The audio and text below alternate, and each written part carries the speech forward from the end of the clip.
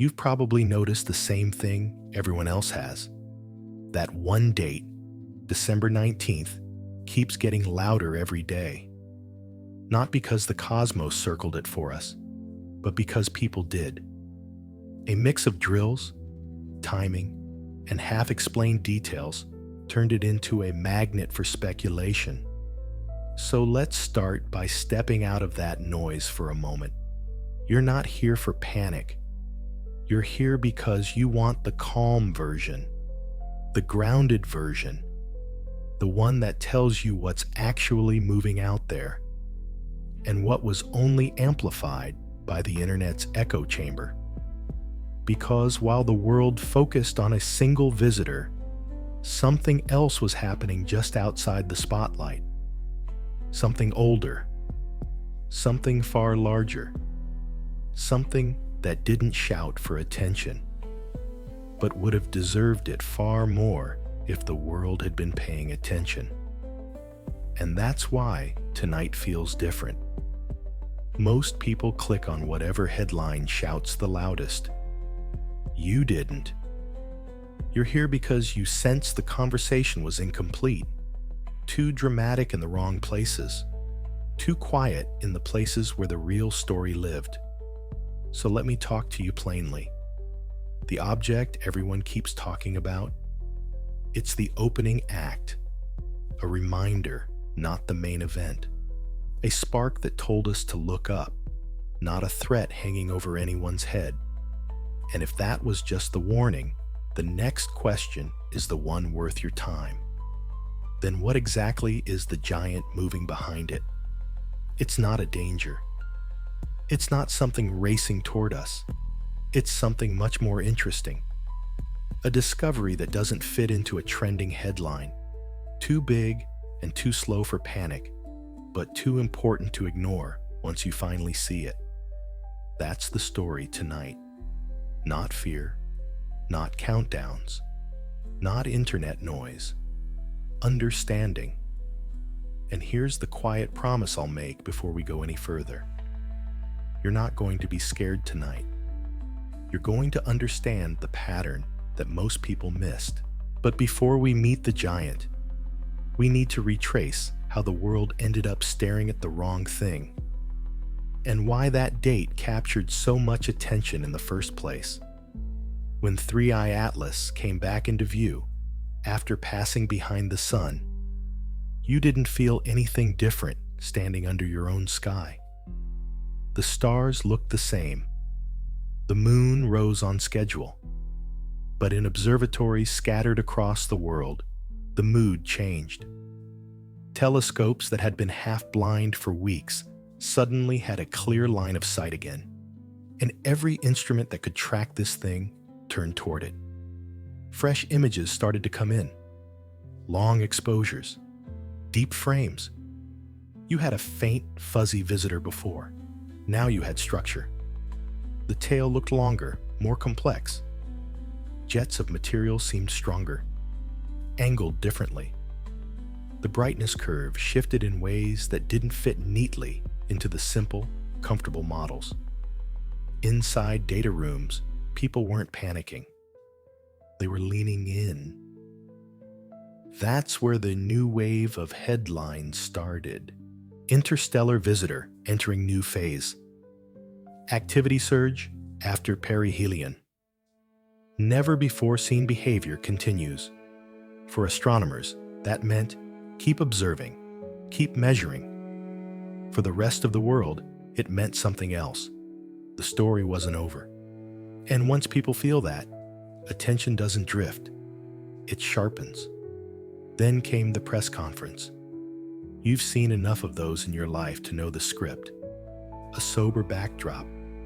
A lineup of calm professionals. Carefully chosen words. They did what they had to do. They said Earth was not at risk. Orbit calculations showed no impact scenarios. There was no reason for anyone to change their plans here on the ground. But they also said something that made a lot of ears perk up. They were still seeing unusual behavior. No risk at this time. followed by "we continue to observe anomalies," is perfectly normal language in science. It just means the models are catching up to the data. But once those phrases leave the room and hit the internet, they don't stay quiet. They become fuel. You know how people are. No immediate threat gets ignored. Unexplained anomalies gets highlighted, clipped, replayed, and repeated. For engineers and physicists, it's a puzzle. For the comment section, it's a story prompt. And then, as if the timing had been engineered specifically to stir the pot, another layer dropped in. A UN planetary defense drill, a scheduled exercise, a chance for agencies to practice coordination in a hypothetical impact scenario. On paper, it had nothing to do with ThreeI Atlas. In public messaging, it was presented as routine. But routine doesn't trend. Coincidence doesn't trend. Drills do. Dates do. Screenshots of documents with the words planetary defense on them definitely do. So now you had three ingredients stirring together in the same month. An interstellar object behaving a little oddly, a NASA briefing that admitted it, and a global drill focused on what to do if a future object ever posed a real danger. You don't have to be a conspiracy theorist to feel the temptation there. The gaps between those facts got filled in faster than anyone could correct them. Meanwhile, outside the official channels, independent scientists and commentators started weighing in. Names you might recognize if you followed space for a while. Some talked about non-gravitational acceleration. Others pointed to strange chemistry. Some compared it, cautiously, to other visitors that hadn't behaved like normal comets. None of them were predicting catastrophe. They were doing what scientists always do: poke at the parts that don't quite fit and see what falls out. But online, tone doesn't always survive. Only the interesting words do. Soon, you had thumbnails asking if this was Oumuamua 2.0. Short clips asking why this date and why now. Threads wondering why official channels weren't providing more drama, as if calm itself were suspicious. AI-enhanced images zoomed into the coma and tail until every compression artifact became structure. Every faint axis became symmetry, and every asymmetry became engineering. And somewhere in all of that, without any single person meaning to do it, December 19th quietly shifted from a line on an ephemeris to a kind of cultural event. The actual orbital mechanics didn't change. The object didn't suddenly veer toward Earth.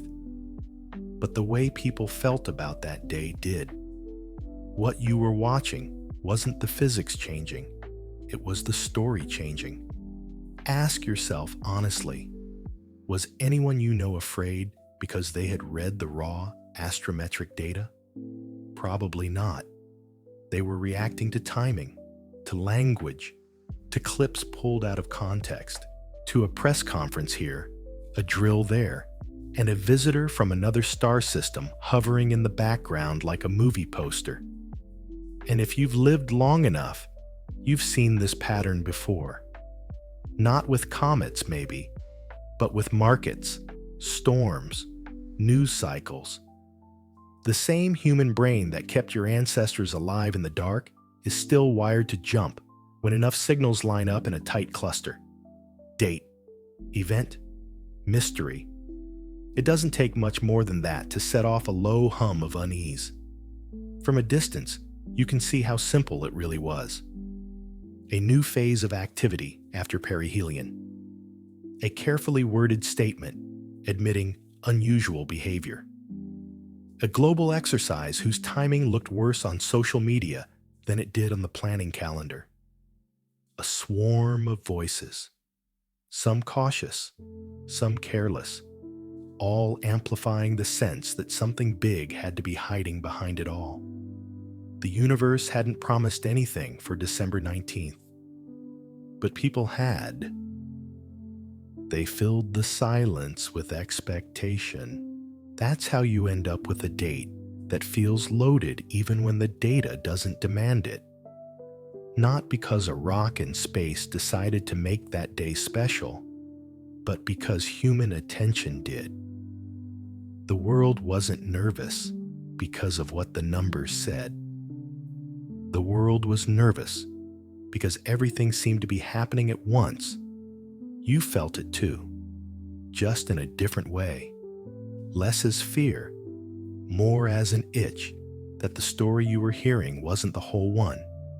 You sensed that what made this season interesting wasn't just the visitor in the headlines, but the way the systems around it responded, the telescopes that pivoted, the agencies that practiced, the drills that quietly acknowledged a long-term responsibility. And that's where the shift begins. Because once you see that December 19th became loud, not through physics, but through perception, you can ask a better question. Maybe this date is not a hidden code. Maybe it's not a signal of danger. Maybe it's something more practical, and in its own way, more reassuring. A day chosen to rehearse. A reminder that if we're going to share a neighborhood with wandering ice and rock, we should occasionally practice what we'd do if one of them ever mattered. And that brings us to the question almost everyone asked, but very few answered correctly. What exactly happens on December 19th? When you strip away the noise, the memes, the headlines, the clipped commentaries, and the doomsday countdowns, the first thing worth saying is simple. ThreeI Atlas is not coming anywhere near us. Not now. Not on the 19th. Not this year. Not in any model that respects the laws of physics. If you plotted its path on a clean sheet of paper, the line it follows never crosses ours, not even close. Right now, that distance is more than 1.7 astronomical units. At closest approach, it's still around 1.9 AU. In practical terms, you could line up the sun between Earth and Atlas, and it would still have room to spare. And if you walk the orbit forward on any simulation used by NASA, ESA, JPL, or university teams, the same picture shows up again and again. A long, elegant arc that leans away from Earth's lane entirely. Nothing bends toward us. Nothing intersects our path. Nothing even grazes the region where an impact trajectory could begin. There isn't a physical scenario, short of rewriting the rules of celestial mechanics, that could take this visitor and drive it toward Earth on that date. Once you see that clearly, the fear drains out of the picture almost instantly. So if it isn't the orbit, and it isn't a danger, what exactly made December 19th become the day everyone talked about? That brings us to the part no one explained cleanly. It's a drill, a practice run, a coordinated global exercise. Here's why that matters. Every few years, the UN and the International Asteroid Warning Network pick a moment to simulate a planetary defense scenario. It's not about predicting anything. It's not about responding to a crisis. It's simply a chance to test the wiring of our global systems. Think of it as the fire alarm test for an entire species. This year, they chose December, not because the sky demanded it, but because it's practical. Most observatories have completed their big fall surveys. Agencies are already coordinating year-end reviews, and this season happened to have a visible, high-profile object everyone already recognized. Using Atlas as the backdrop wasn't a warning. It was convenience. If you want people across the world to pay attention to a rehearsal, you pick a prop they already know. And the purpose of the drill wasn't responding to threat. It was testing communication, coordination, decision flow. How fast data moves from observatory to agency to government to the public. How smoothly simulated plans get carried out when everyone practices the same imaginary scenario on the same day. It's choreography, not crisis. To put it in everyday terms, think about drills you've lived through. In school, you had fire drills. Not because the school expected flames to burst through the walls at 10:17 a.m., but because when something matters, you practice for it long before it becomes real. In California, people run earthquake simulations every year. Not because the Earth chose a date, but because humans learn best by rehearsing. Even hospitals run blackout drills, not because the lights are scheduled to fail, but because the moment they do, you want every hand to know exactly what to do. The same logic applies here. A drill is not a forecast. A drill is a decision. It's a choice to be ready before reality demands readiness. And in the case of Atlas, the contrast becomes almost funny once you see it clearly. Even if the object exploded into a billion pieces tomorrow, nothing would reach Earth. Not dust, not fragments, not a grain of debris. Space between us is not just big. It is mind-bendingly, humiliatingly enormous. People forget that. We are tiny creatures standing under a massive roof, and our instinct is always to imagine danger when something glints in the shadows. But distance is the quiet guardian in this story. So when you put the whole picture together, the fear dissolves and something else replaces it. Pride. You're living in a civilization that practices. A civilization that looks at the vastness above and says, we need to know how to respond. Not because we must, but because someday we might. That's maturity. That's survival instinct, scaled up to an entire species. That's what it looks like when humanity grows up a little. And this is the moment we often overlook. The 19th isn't about Atlas. It isn't about orbits, or danger, or countdowns. It's about systems rehearsing their choreography, about our species reminding itself that planning is not fear. It's responsibility. It's the opposite of panic. Panic is what you get when no one rehearses. Preparedness is what you get when everyone does. A planet that drills together survives together. It sounds like a slogan, but it's really a quiet acknowledgement of who we're becoming. And once you understand that, you can finally ask the better question, the one that actually matters. If this drill wasn't really about Atlas, then what are we preparing for? Because drills don't happen in a vacuum. Agencies don't test for fun. They test because the universe is full of wandering objects, frozen giants, and ancient debris that has slipped through the dark for billions of years. And if this rehearsal chose a well-known comet as its backdrop, that doesn't make Atlas the reason. It makes Atlas the practice dummy, the placeholder, the stand-in for something else. Auduyun put it simply, preparedness is not prediction. You don't rehearse because something is happening. You rehearse because something could happen someday. And that opens the door to the next chapter, the one this whole video is really building toward. If Atlas was just the warm-up, then what comes after it is the real story.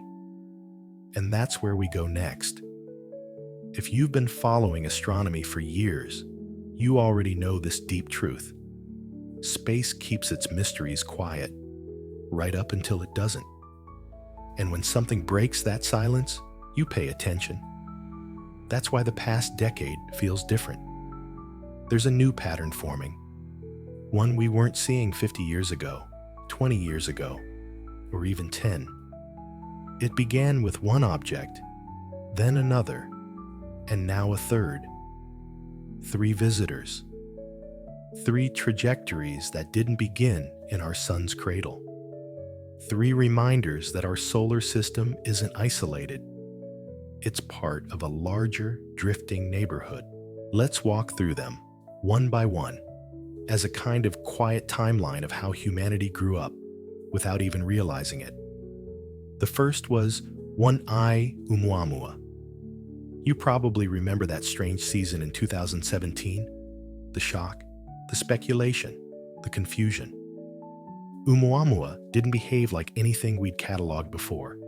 It had no tail, no glow, no plume, no classic behavior we expect from comets. Yet it accelerated slightly as it moved away from the sun, just enough to raise eyebrows, but not enough to give clean answers. We caught it too late, with too few telescopes pointed at it, so the data came in thin. One frame here, one track point there. Enough to confirm it wasn't born in our system, but not enough to understand what it was. So the questions multiplied.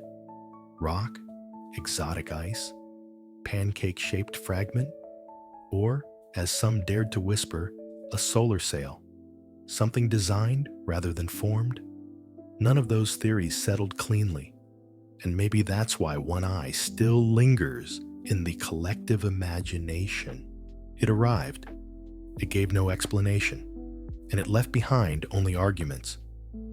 But it did something more important. It opened the door. It showed us that interstellar visitors weren't the stuff of fiction. They were real. They were here. Then came the second, 2I Borisov.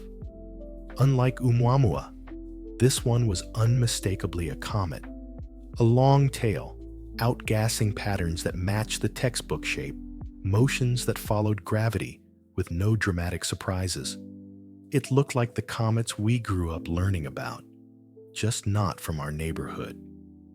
It was the first time we could say, with absolute clarity, that an interstellar comet had arrived exactly as theory predicted.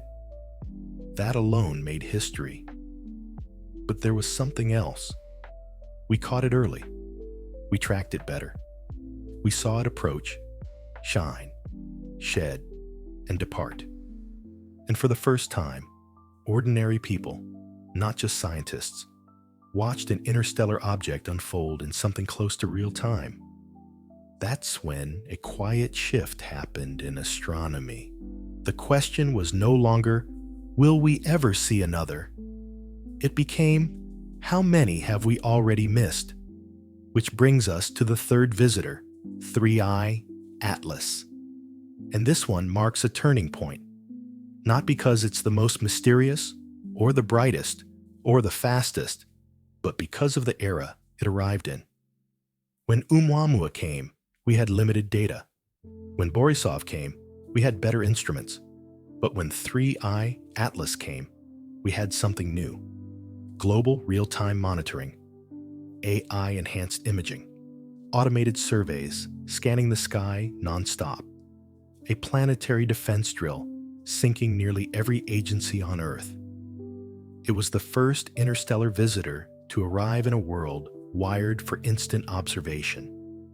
A world where machines comb petabytes of archived sky images for faint, forgotten dots. A world where even amateur astronomers can parse data with tools that used to sit behind locked doors. It wasn't just a comet, it was a stress test for the 21st century. A rehearsal for how humanity sees, shares, and responds to the sky. And here's the part that makes this moment truly special. The reason we're suddenly seeing more visitors isn't that the universe changed. It's that we did. New telescopes like the Vera Rubin Observatory are about to scan the entire sky every few nights, picking up faint drifters our grandparents would have never noticed. JWST can stare into the dark with sensitivity beyond anything we've ever had. Machine learning systems scan old surveys and uncover objects years after they pass through the images unnoticed. What once required luck now requires only algorithms. Your generation, right now, is the first in human history to watch interstellar visitors as they happen. Not centuries later, when the evidence is buried in ice cores or cave paintings. Not decades later, discovered in dusty photographic plates, but live, in motion, in full clarity. It's easy to forget how extraordinary that is if you've been following space news daily. But zoom out for a moment, and you'll see it clearly. Humanity just crossed the threshold into a new kind of awareness. We're no longer guessing what drifts between the stars. We're observing it, tracking it, understanding it. And yet, here's the twist we almost never acknowledge. These first three visitors are small. Pebbles in cosmic terms. Shards. Flakes of ancient worlds that never fully formed. If these are the first things we've ever spotted, what does that say about the bigger ones? The large bodies drifting out there in interstellar space? The objects with mass measured not in kilometers, but in tens or hundreds? The ones large enough to reshape our understanding of how planetary systems evolve? What happens when the giant ones start waking up? The ones too faint for old surveys, too slow for early detection, too massive to behave like the smaller interstellar fragments we've studied so far? That's the question this era has prepared us to ask. The question that turns curiosity into wonder. And the question that leads directly to the next chapter in this story. Because there is an object, quiet, enormous, ancient, moving through the outer darkness even now. An object almost no one talks about in the mainstream, but every astronomer quietly pays attention to. And if the first three visitors were the pebbles, then this one is the mountain. Avi Loeb said it best. The first rule of science is, when something new enters the solar system, you pay attention. We've paid attention to one eye. We've paid attention to two eye. We're paying attention to 3I. But the object we're about to explore next, that's the one the world will remember. And that brings us to the object almost no one is talking about, but everyone will remember. While the world was staring at the spark, the mountain stepped into the room. That's the simplest way to describe what happened these past few years. Everyone, every headline, every live stream, every excited voice on the internet was focused on a tiny interstellar spark drifting through our inner system. And you can't blame anyone for that. Atlas was bright, fast, mysterious, and wrapped in the kind of suspense that the modern world loves. But all the while, in the quiet outer dark, something else, something vastly older and unimaginably larger, was already moving. Not toward Earth, not toward danger, but toward visibility. Toward the part of the solar system where our instruments could finally see it clearly. Picture it this way. A whole planet is fixated on a flickering ember. Behind that ember, just beyond the glow, a frozen mountain hundreds of times larger is taking its first slow step into the spotlight. That mountain is Bernardinelli-Bernstein, or BB for short. And the story of how we discovered it doesn't feel like astronomy. It feels like detective work. Years ago, the Dark Energy Survey was scanning the deep sky, not to find comets, not to find anything in our solar system at all. It was designed to measure distant galaxies, faint starlight, the slow expansion of the universe, the kind of survey meant for cosmology, not icy wanderers. Thousands of images, years of exposures, each frame stacked with distant objects older than our species. When Pedro Bernardinelli and Gary Bernstein later ran a new algorithm through this mountain of data, they weren't hunting a giant comet. They were trying to identify slowly moving specks, tiny points of light crawling across the sky over many nights. Most of the time, that method picks up harmless local debris, small icy bodies, faint asteroids, dim Kuiper Belt objects. But then came the moment every astronomer dreams of but never expects. A faint dot appeared, then it appeared again and again. Always faint, always slow, always consistent. A point of light that wasn't where a galaxy should be, and wasn't behaving like one either. We realized this faint dot was not a background galaxy. It was moving. That's how Bernardinelli described it. A quiet sentence that hides a tectonic shift. Because that moving dot was not small. It wasn't local. It wasn't ordinary. It was the largest comet nucleus we have ever detected, by a staggering margin. Here's the part that gives you goosebumps. BB had already been in the footage for years. It was there long before Atlas trends, long before live stream debates, long before December 19th meant anything to anyone. It was part of the sky's background, like a giant shape standing perfectly still in a room where everyone was too focused on the spark in the corner to notice the silhouette behind them. Imagine replaying security footage from your house and discovering that a massive shape, a boulder-sized shadow, had been sitting there the whole time, unnoticed, nothing dangerous, just enormous, and suddenly visible because you finally had the right tools to notice. That's BB, and once you compare it to ThreeI Atlas, the scale difference feels almost comical. ThreeI arrived fast, bright, dramatic, perfect for headlines. BB arrived slowly, silently, too large to flare, too steady to trend, too far to scare anyone. Atlas is a spark that catches attention. BB is a glacier drifting through the dark. One creates noise. The other creates history. It's tempting to hear the word monster and feel a flicker of fear. But in this story, the monster is not a threat. It's a monument. BB isn't barreling toward Earth. Its perihelion is far beyond the orbit of Saturn. It will never come anywhere near us. In every scenario, in every model, it remains safely distant. So why call it the real monster? Because in astronomy, monster means scale, age, knowledge. Because this thing is so big, so old, and so rare that it rewrites our sense of what the solar system still hides.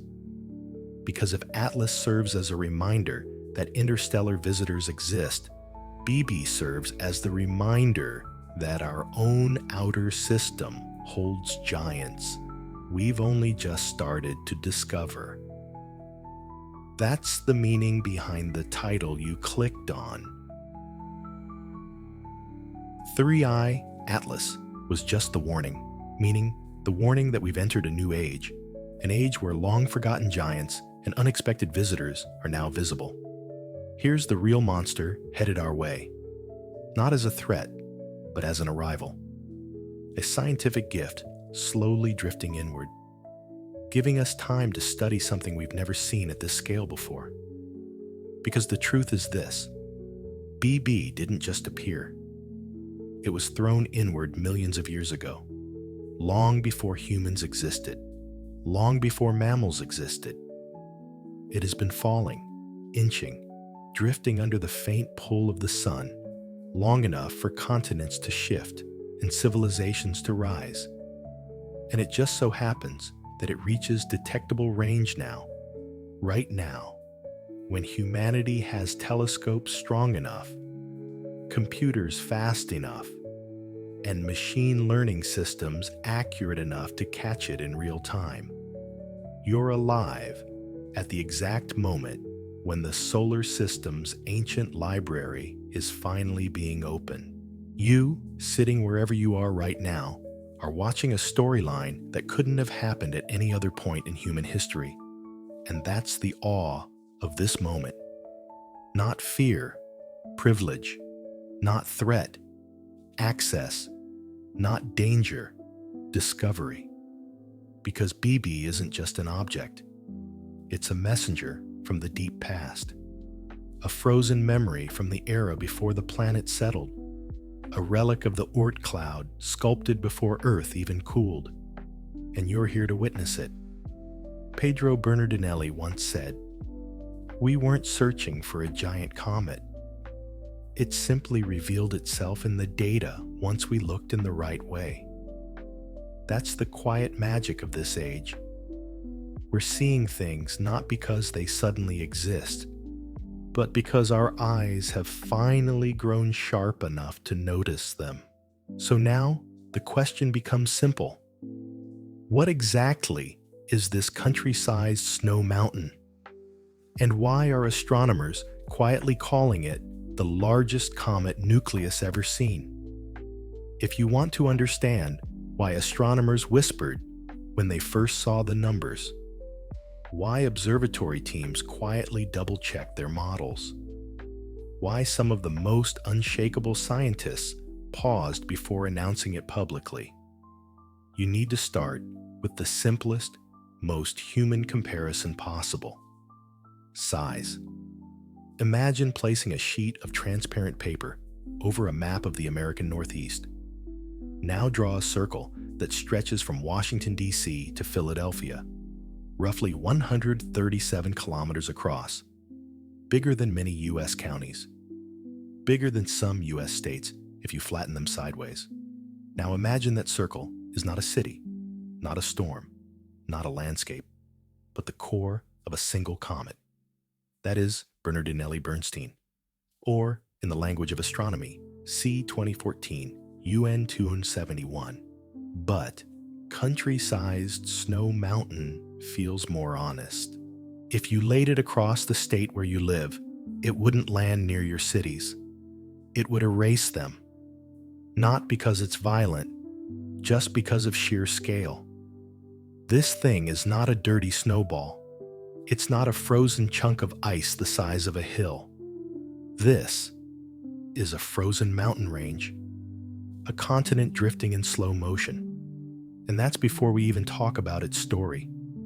Typical comets, the ones we hear about on the news, the ones that occasionally brighten our sky, are usually 1 to 10 kilometers wide. Some stretch a little larger. A few outliers hit 20. But 137 kilometers? That's not a bit bigger. That's dozens of times larger in every direction. And volume doesn't scale gently. It explodes. Multiply that size across all 3 dimensions, and you're looking at a body thousands of times more massive than the comets you grew up learning about. This is not a cousin of common comets. It is not a larger sibling. It's a different species entirely. Now, add one more layer.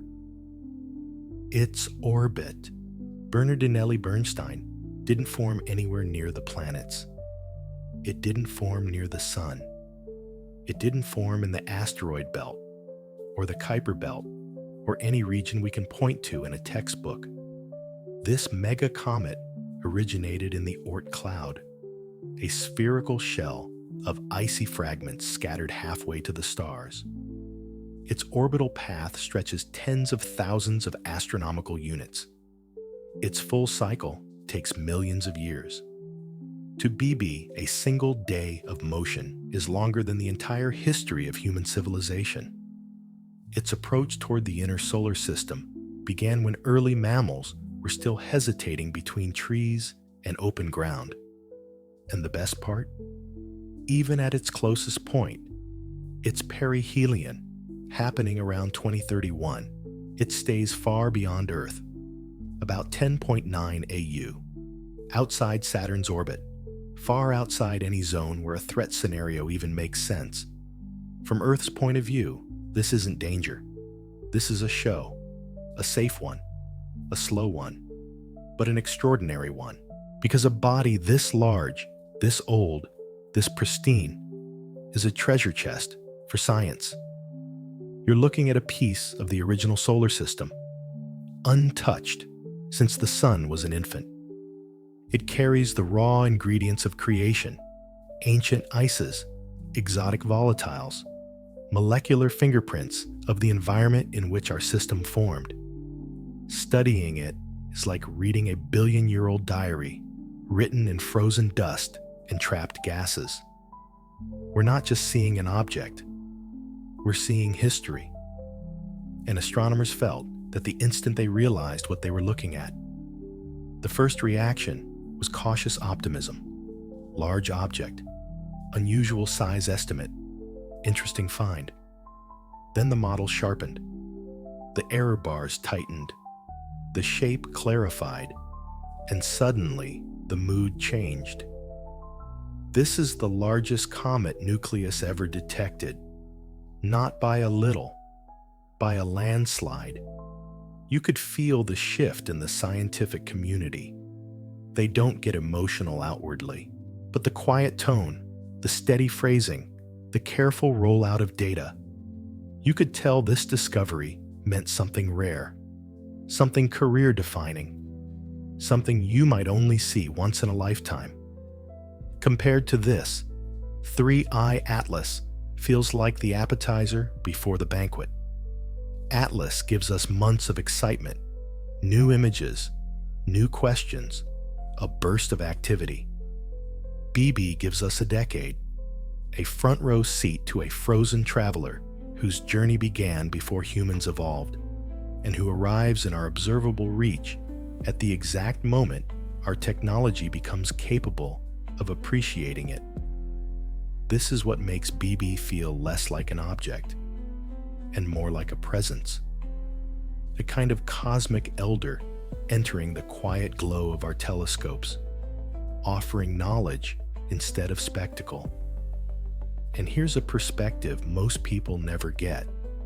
If BB had been on a collision course, you wouldn't be hearing this in a calm bedtime voice. You'd be hearing short, sharp emergency briefings from every agency on Earth. But it isn't. Not even close. It's passing peacefully, slowly, generously, pouring out data instead of danger. And the numbers are only the beginning. Think about what it represents emotionally. A visitor from the frozen boundary of our solar system, a survivor of the sun's chaotic birth, a shard of the ancient cloud that once held every ingredient for every world we know. And now, after millions of years of drifting, it comes close enough for us to learn from it. Not close enough to touch, not close enough to fear, just close enough to see.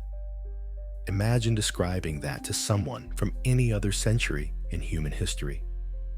Imagine telling them, we can now measure objects the size of small countries drifting through the dark beyond Saturn. We can watch them brighten, breathe, outgas, evolve, all in real time. We are living in the first era with instruments capable of catching giants. That's why you're hearing this story now.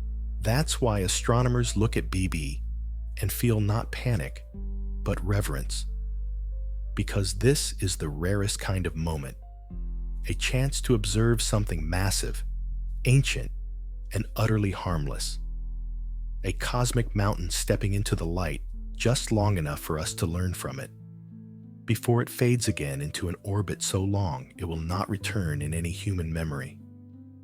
For all the fear we pour into small rocks near Earth, the biggest icy giant we've ever seen is passing peacefully, silently, far away, leaving behind no harm, only understanding. One astronomer put it simply: C 2014 UN 271 is in a class of its own. It's the largest comet nucleus we've ever measured, a country-sized snow mountain, a frozen witness to the solar system's beginning, a traveler whose footsteps are measured in millions of years. And now that we know what it is, we can finally ask the deeper question: where did it come from? What shaped it? What froze it? What launched it? What ancient region of our solar system stored it, preserved it, and finally released it toward us? To understand the giant, we have to understand the freezer at the edge of home. But to really understand what this giant is telling us, we need to know where it came from. The freezer at the very edge of home. If you picture the solar system the way most of us learned it in school, it feels neat and compact. A bright sun in the center, a handful of planets circling like beads on strings, and maybe Pluto sitting awkwardly at the edge like the quiet kid at the end of the lunch table. But that picture, while comforting, is wildly incomplete. It captures the living room of the solar system, maybe the hallway, but nothing beyond that.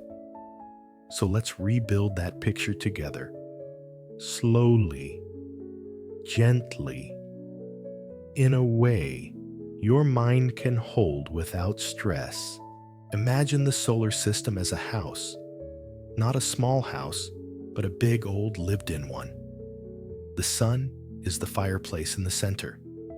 The rocky planets, Mercury, Venus, Earth, Mars, are the chairs closest to the warmth. Jupiter and Saturn are the big pillars holding up the ceiling beams. Uranus and Neptune, those are the far rooms you rarely walk into, but still pay taxes on every year. Now step outside. You're on the porch. That's the Kuiper Belt. Cold, quiet, dotted with frozen leftovers. Keep walking. The backyard stretches farther than you thought. Much farther. Now keep going. Past the fence. Past the old tool shed. Past the line where your porch light fades. Way out there, beyond where any casual visitor ever wanders, is a deep snowbank. A silent, frozen, untouched ring around the entire property. You rarely think about it because you never see it, and even your flashlight can't reach that far.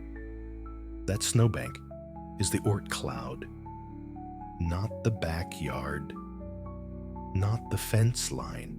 It's the outer boundary of home, the edge where light becomes a rumor and time itself feels thicker. Only after you feel this space, this cold, this distance, do the numbers start to make sense. The Oort cloud begins a few thousand astronomical units from the sun and extends tens of thousands more. Billions, maybe trillions of objects drift there. Tiny icy grains, frozen boulders, snowy mini-worlds, fragments of planets that never formed, remnants of the solar system's childhood, scattered and forgotten, but perfectly preserved. Everything out there has been in deep freeze since before Earth had a crust, before oceans, before continents, before life tried its first breath. You're not looking at space.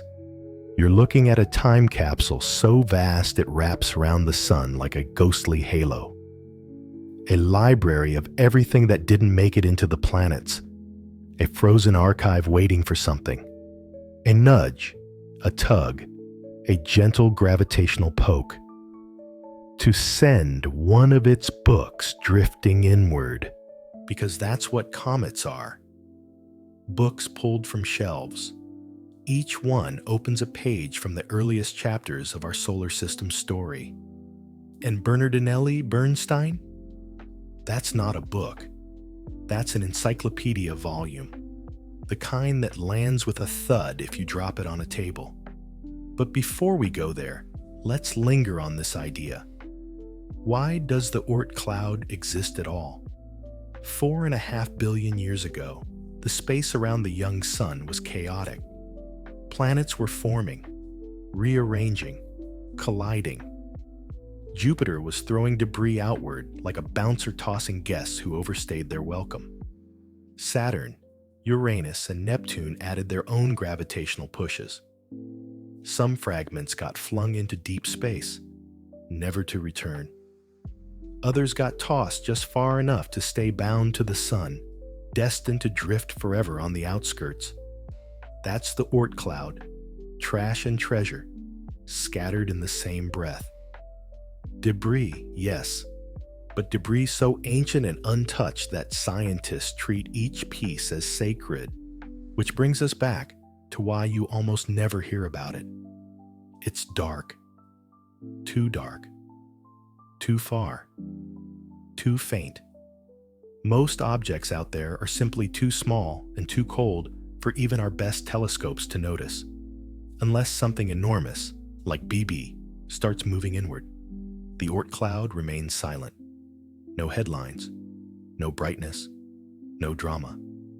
If anything wakes it, it's usually something subtle.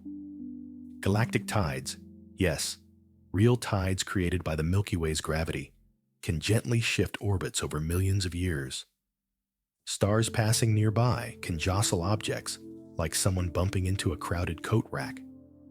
And maybe, just maybe, something we haven't discovered yet, Planet 9 or some other distant giant, could be stirring the deep freeze.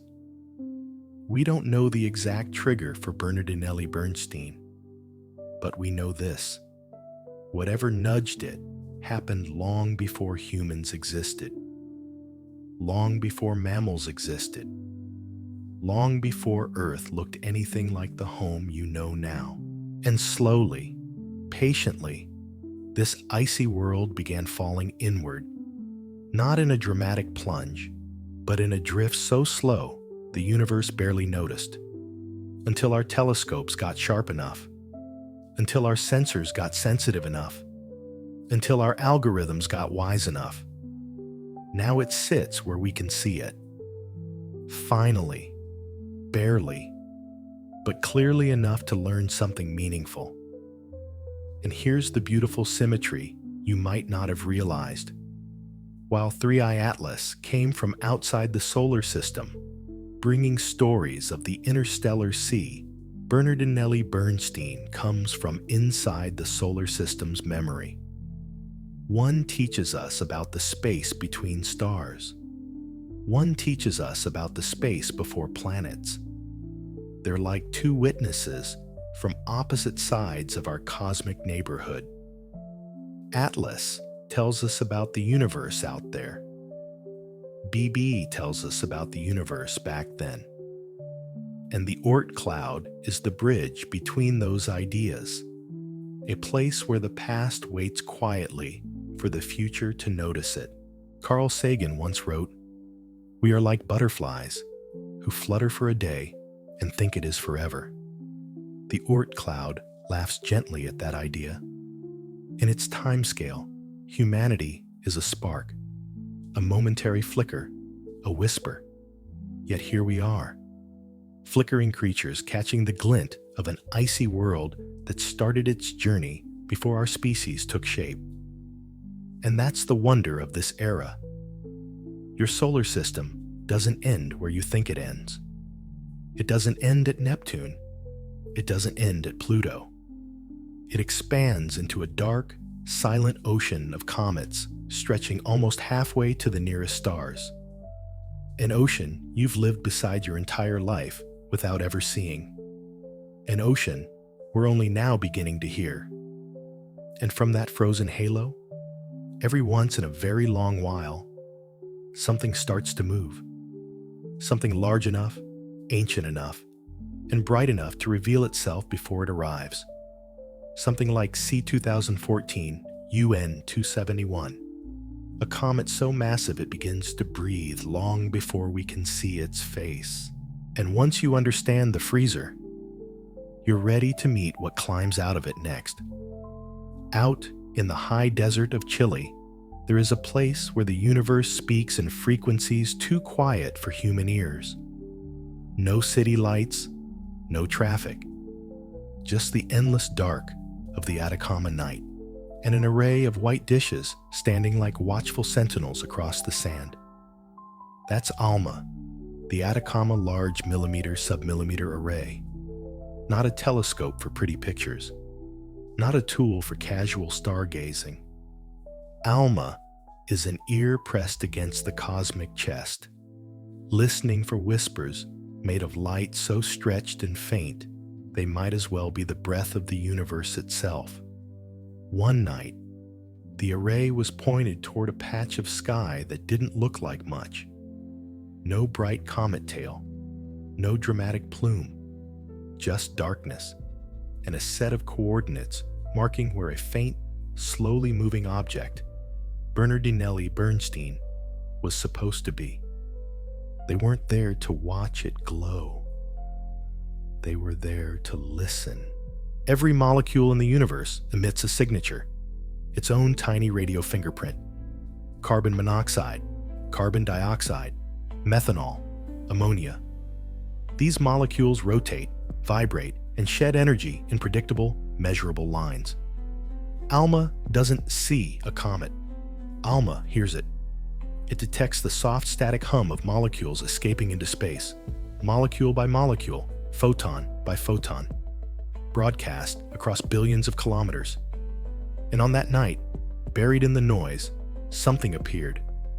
A clean line, a narrow spike, a clear whisper, carbon monoxide, CO. At a distance where nothing should be active, around 16, maybe 18, maybe even 20 astronomical units from the sun. Think about that. At that distance, a human being would freeze solid in seconds. Water ice cannot sublimate. Nothing should be warm enough to move. Comets don't turn on that far out. Not the ones we're used to anyway. Yet BB did. Not with drama. Not with a blaze of light. Just a faint exhale of CO. Steady enough, strong enough, persistent enough for ALMA's antennas to catch. It was the cosmic equivalent of putting a stethoscope to the chest of a sleeping giant and hearing the first slow heartbeat. At first, the line appeared faint, then clearer, then unmistakable. A comet bigger than small countries was breathing in the darkness, long before anyone could see its face. And that single discovery changed everything we thought we knew about giant comets. You see, for decades we treated comets like campfires. They flare up only when they come close to the heat. Ice melts, gases erupt, a coma forms. Simple enough. But Bernardinelli-Bernstein refuses to follow the script. Its bigness carries chemistry we rarely get to observe. It holds vast stores of volatile ices, CO, CO2, maybe things even more fragile, that can sublimate at temperatures where ordinary comets stay silent. In other words, this giant wakes up early. It begins telling its story long before it arrives at the inner stage. For astronomers, this was enormous.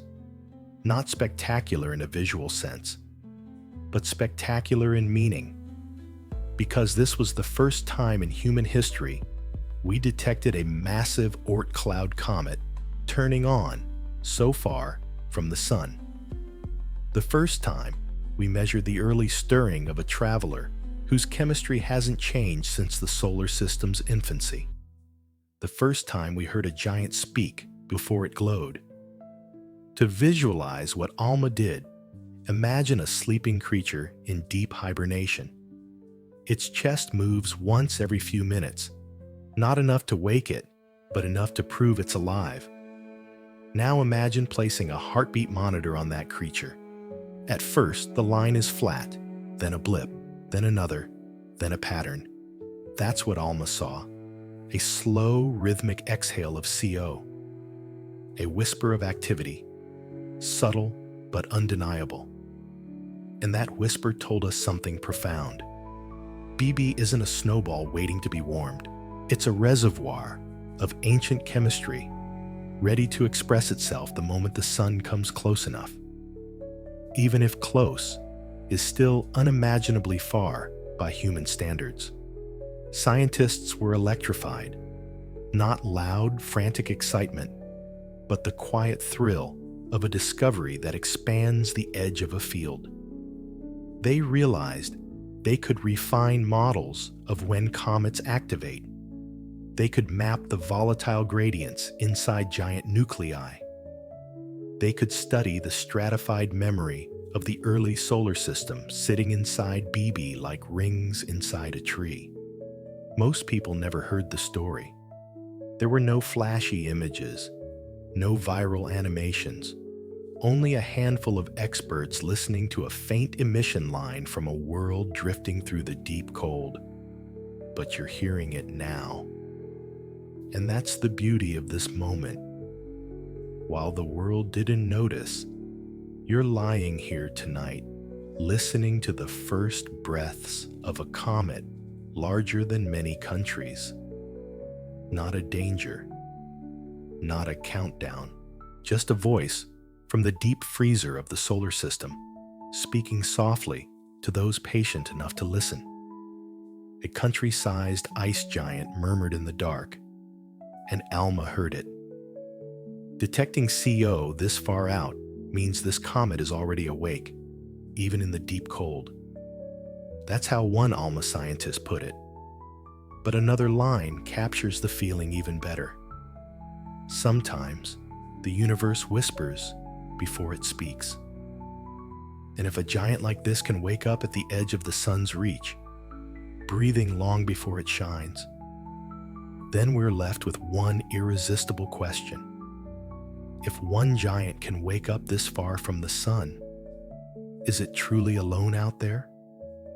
And what does that mean for the long-term future of our world? If a comet larger than some countries is drifting inward, what else might be out there? That's the question that hangs in the air after you learn about Bernardinelli-Bernstein. A question that stretches your imagination beyond one object, beyond one orbit, beyond one discovery. Because the moment you accept that something this large can fall inward from the edge of the solar system, the story stops being about a single giant and becomes something much bigger. Up until now, it's been easy to think of BB as a one-off, a cosmic accident, a lucky catch. But when astronomers see something unprecedented, they rarely ask, "What is this one thing?" They ask, "What population does this belong to?"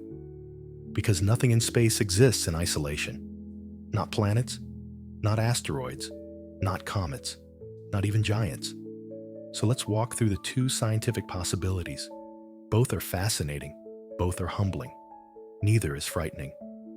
Scenario A, BB is extremely rare, an outlier, a statistical accident, one massive iceberg in a sea of smaller fragments. In this view, the Oort cloud is mostly filled with tiny worlds only a few kilometers across, and BB just happens to be a giant that stayed intact. If that's true, then we were lucky, astronomically lucky, to catch one in our lifetime. It's like finding a blue whale in the deepest part of the ocean, just as your boat passes overhead. But then there's scenario B, the one that quietly excites astronomers the most. The possibility that BB isn't unusual at all. that it's not an exception, but a representative. That the Oort cloud is filled with massive ancient bodies just like it, drifting so far from the sun that our instruments never stood a chance of detecting them until now. And the truth is, we don't know which scenario is real. Not because science is failing, but because the region we're talking about, the Oort cloud, is almost invisible to us. It's too dark, too far, too cold. Most objects out there are completely beyond the reach of optical telescopes. The only reason we even found BB is because its slow crawl happened to leave a trail across years of deep sky survey images, and because modern algorithms were clever enough to trace that trail. It's like reviewing old security footage and suddenly noticing a giant shadow that had been in the frame for years. Not menacing, just unseen. That raises a profound point. If one shadow was hiding there, how many more were too faint to spot? This idea has a name, the hidden population hypothesis. It suggests that if you detect one mega-comet, the probability of there being many more is high. Not dozens, maybe thousands. Not because the universe is threatening, but because the outer solar system is simply massive. A vast spherical ocean of ice where even country-sized objects can drift unnoticed for eons. Dynamic models support this possibility.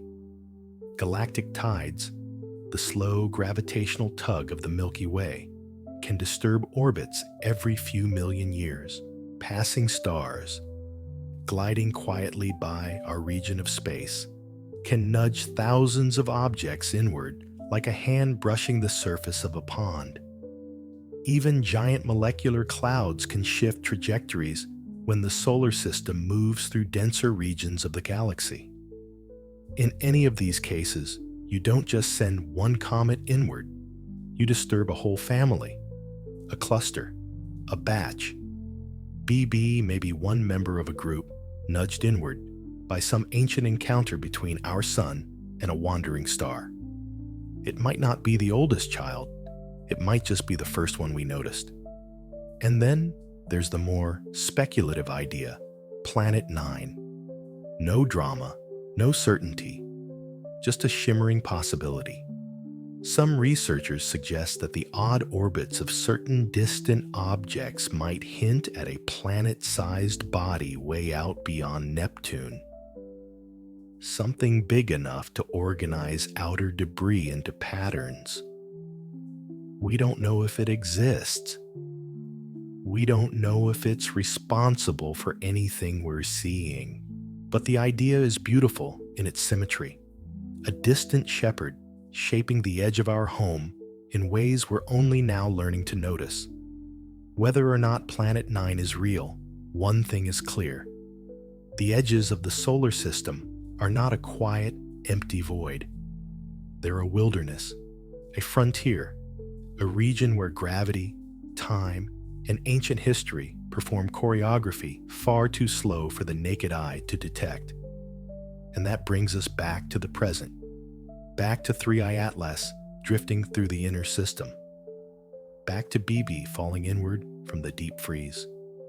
Two visitors, one from beyond our sun's influence, an interstellar messenger, one from the farthest boundary of our own system, a primordial archivist. Together, they whisper the same truth.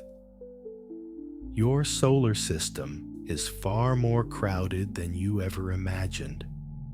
Not with danger, but with stories, with relics, with wanderers that outlive species and civilizations. So now, imagine the Oort cloud again, not as empty space, but as a dark ocean surrounding your home. For most of human history, we didn't know that ocean existed. We still barely understand its currents. And BB is just the first wave illuminated by your flashlight, a single swell in a sea of sleeping giants. Astronomer Michel Bannister once said, "The outer solar system is a rich and largely unexplored territory." That's not poetry. That's fact. We are living inside a cosmic aquarium filled with unseen icy worlds, and BB is the first one large enough to reveal its silhouette. So now, the question becomes unavoidable. If the giant isn't alone, if it's part of a hidden population, if the Oort cloud breathes out these giants every few million years, what does that mean for us? Living on a small, warm world closer to the sun. You've just spent time with a giant, a real giant, the kind that would swallow cities if it ever came close, the kind whose shadow stretches millions of years. And yet, despite everything you now know about Bernardinelli-Bernstein, the most important truth might be the simplest one. It is completely harmless to Earth. Not partly harmless, not low risk, but entirely, comfortably, unequivocally safe. Its path clears our orbit by more distance than words can easily convey. Its closest point to the Sun is still far beyond Saturn, in a region where Earth is just a tiny blue dot lost in a sunlit haze. It doesn't cross our neighborhood. It doesn't drift toward us. If this were dangerous, we would not be here, whispering about it before bed. We'd be doing something very, very different. So now that fear is out of the way, we can finally talk about what truly matters. Because the story of BB is not about threat. It's about opportunity. It's about perspective.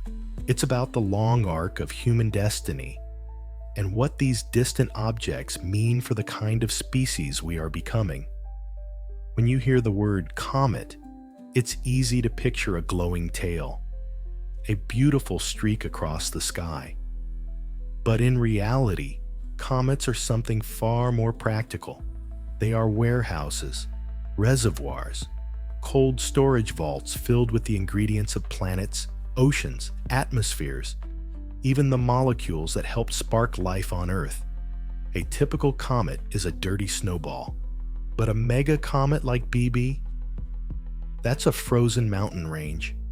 It carries enough water to refill Earth's oceans several times over, enough carbon to seed entire worlds, enough ancient chemistry to rewrite textbooks for a generation. And here's the part that matters for the future.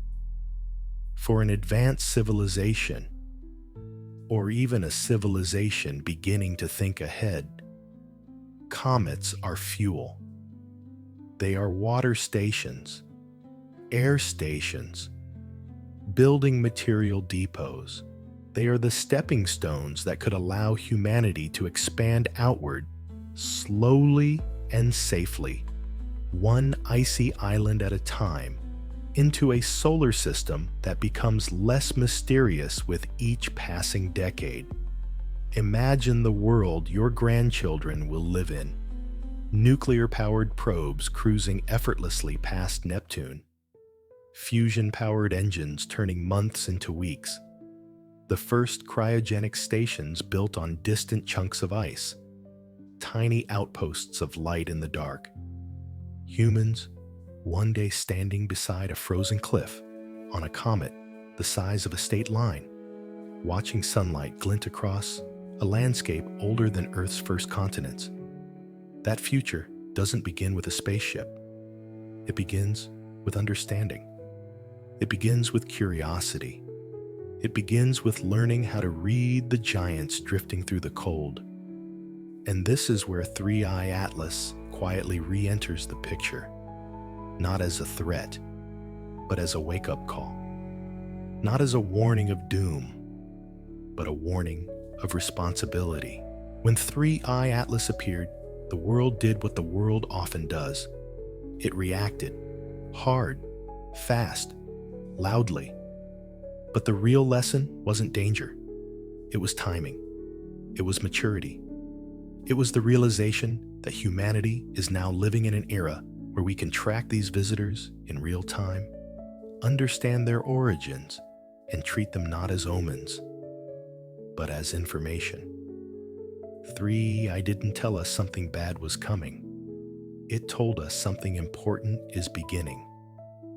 Bernardinelli-Bernstein pushes that message one step further. Its chemical fingerprint is a time capsule. Its ice carries the temperature of the place where it formed, likely long before Earth finished assembling its crust. Its orbit holds hints about the early movements of Jupiter, Saturn, and the primitive solar system. Its outgassing tells us how volatile materials behave at distances where we once assumed nothing could change. Studying it isn't entertainment. It's education. It's a way of understanding how Earth became Earth, how our oceans formed, how carbon arrived here, how life got its ingredients. Every measurement we take of this giant is a page torn from a 4.5 billion-year-old book written in ice. And when you think about 1912, or the global drill, or the press conferences, something subtle becomes clear. This isn't fear. This isn't crisis. This is civilization practicing maturity. A culture learning to think ahead instead of reacting last. A species discovering the confidence to replace fear with foresight. A planet that drills together, survives together. A planet that studies its giants grows wiser. A planet that pays attention becomes ready. That's the quiet pride you're meant to feel here.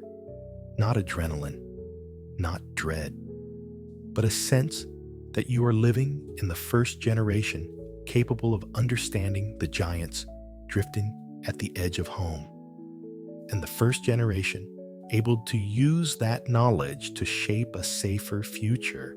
Neil deGrasse Tyson once said, "We are part of this universe. We are in this universe. But perhaps more important than both of those facts is that the universe is in us." Comets prove this literally. Their water is our water. Their carbon is our carbon. Their story is woven into our own. And so, when you replace fear with understanding, something strange and beautiful happens. Your curiosity wakes up. Your imagination stretches. You begin to ask the real question, the one that waits patiently at the edge of the narrative. If fear was just the noise, then what is the signal? Fear is an old companion, older than language, older than cities, older than every telescope we've ever pointed at the sky. And if you look honestly at the world we live in today, you'll notice something simple. Fear sells. A headline framed the right way can outrun facts. A clip on TikTok can race around the world before the science even finishes loading. A thumbnail with glowing red arrows or the words "NASA is hiding something" will always outperform a calm explanation. And it's not because people are foolish. It's because the human brain is built to care, to protect, to scan the horizon for trouble. Your ancestors survived because their fear sensors fired early. A shadow in the tall grass, a noise in the dark, a movement that didn't fit the pattern. Your brain, even now, carries that wiring. It's always asking the same ancient question: is this safe? So when something unpredictable appears in the sky, something like an interstellar object or a comet with an unfamiliar shape, you feel a twinge. Not because you're weak, but because you're alive. Fear, in its purest form, is simply respect for the unknown. Think of standing at the edge of a forest at night. The trees are silent. The trail disappears into darkness, and every instinct tells you to wait for daylight. That instinct is not panic. It's protection. It's your mind honoring the fact that you can't yet see what's inside. Space works the same way. It is vast, ancient, quiet, and mostly invisible. And when something from that darkness steps into view, your mind does what it was designed to do. It pays attention. ThreeI Atlas was the perfect example of fear misfiring. Not because it was dangerous, it never was. Not because it was coming close, it never did. But because all the ingredients that spark human anxiety appeared at the same time. A specific date, a global drill, AI-enhanced images that look just strange enough to provoke theories, a stream of headlines using words like Interstellar, mysterious, and unexplained. It didn't matter that the math showed no impact path. It didn't matter that its closest approach was millions of miles away. Fear doesn't check numbers, it checks vibes. And December 19th felt like a date someone should circle, even if the science said otherwise. But then there's Bernardinelli-Bernstein, a different kind of encounter altogether. BB doesn't trigger fear. It triggers something deeper, older, cleaner, respect. You don't look at a comet the size of a small country and panic. You look at it the way you'd look at a mountain rising out of fog, with awe, with humility, with a quiet awareness of scale. You respect it, not because it threatens you, but because it dwarfs you. Not because it can hurt you, but because it reminds you how enormous, how ancient, how intricate the universe really is. Respect is fear that learned to think, fear that learned to breathe, fear that turned into curiosity. That's what you're doing tonight. Most people stop at the twinge, the quick spark of anxiety, the headline, the comment thread. They don't walk past the forest edge. They turn back. They let the unknown stay unknown because it's easier, but not you.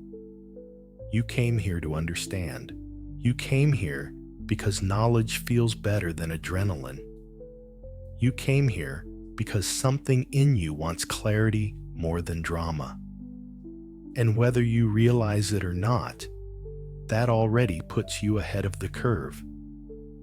There's a quiet privilege in knowing first, not in the sense of being part of a secret club, but in the sense of being part of the group that chooses understanding over noise. When you understand where objects like Atlas and BB come from, when you know their paths, their chemistry, their origins, the universe doesn't feel threatening anymore. It feels familiar, companion-like. It stops being a forest you're scared to approach and becomes a landscape you're finally learning to walk through. And that shift, that psychological click, is one of the most powerful experiences a curious mind can have.